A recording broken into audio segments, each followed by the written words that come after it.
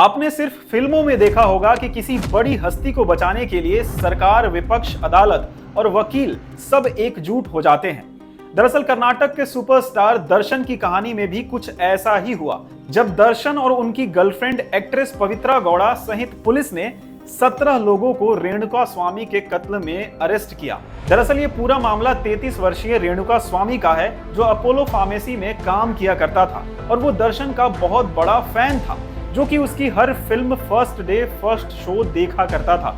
यही वजह है कि जब दर्शन की शादीशुदा जिंदगी में पवित्रा गौड़ा की एंट्री हुई, तब रेणुका पवित्रा से नाराज रहने लगा। हालांकि रेणुका निजी तौर पर दर्शन को नहीं जानता था, लेकिन वो लगातार सोशल मीडिया पर पवित्रा गौड़ा की पोस्ट पर आपत्तिजनक कमेंट्स करते रहता था।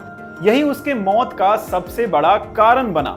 दरअसल जब 8 जून को रेणुका स्वामी की लाश बरामद होने के बाद जैसे जैसे पुलिस की जांच आगे बढ़ी और तफ्तीश के आईने में दर्शन का चेहरा नजर आने लगा, तब दर्शन के खास लोगों ने उसे कानून के शिकंजे से बचाने के लिए अपनी एड़ी चोटी का जोर लगाना शुरू कर दिया।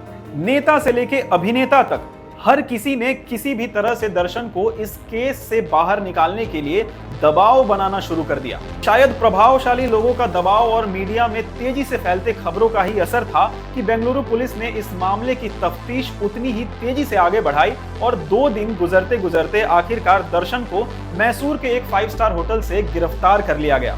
हालांकि बेंगलुरु पुलिस के कमिश्नर बी दयानंद ने कहा कि बेशक उन पर दबाव बहुत था, लेकिन वो किसी दबाव के आगे नहीं झुके।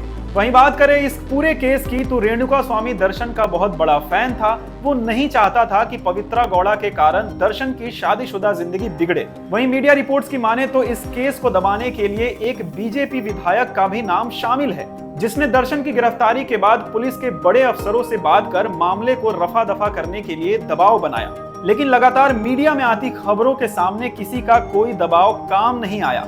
वहीं इससे पहले दर्शन ने रेणुका स्वामी की लाश का पोस्टमार्टम करने वाले डॉक्टरों को 1 करोड़ रुपए की रिश्वत देने की पेशकश की थी, लेकिन ये तकरीब भी काम नहीं आई और पोस्टमार्टम करने वाले डॉक्टरों ने ही इस केस का खुलासा किया, वरना बेंगलुरु की पुलिस तो इसे पहले से ही सुसाइड का मामला मानकर चल रही थी। फिलहाल इस मामले की जांच पुलिस गंभीरता से कर रही है।